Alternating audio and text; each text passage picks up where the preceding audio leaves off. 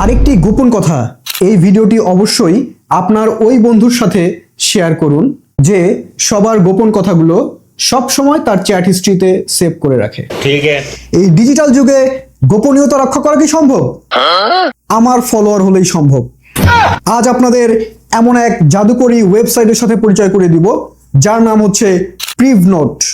এমন একটি online notepad, এখানে আপনি যা লিখবেন তা শুধুমাত্র একবারই দেখা যাবে, তারপর চিরতরে গায়েব হয়ে যাবে।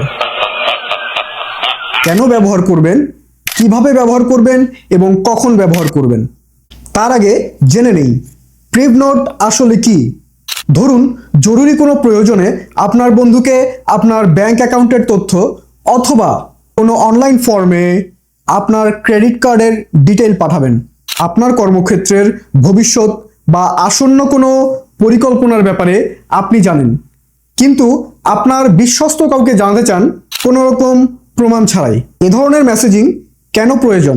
এর মূল উদ্দেশ্য হচ্ছে জবাবদিহিতা থেকে রক্ষা পাওয়া।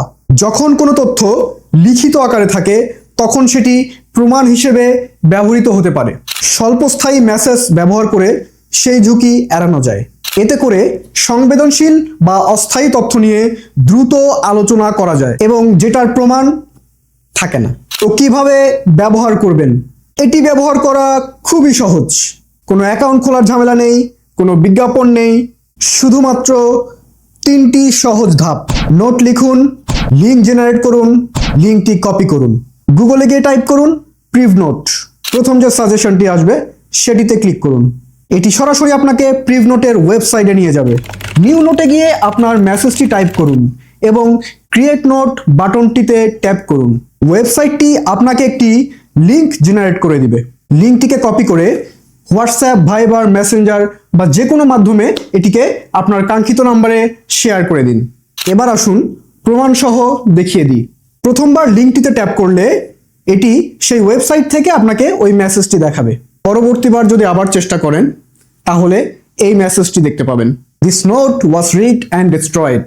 এর অর্থ কাজ শেষ, খেল খতম।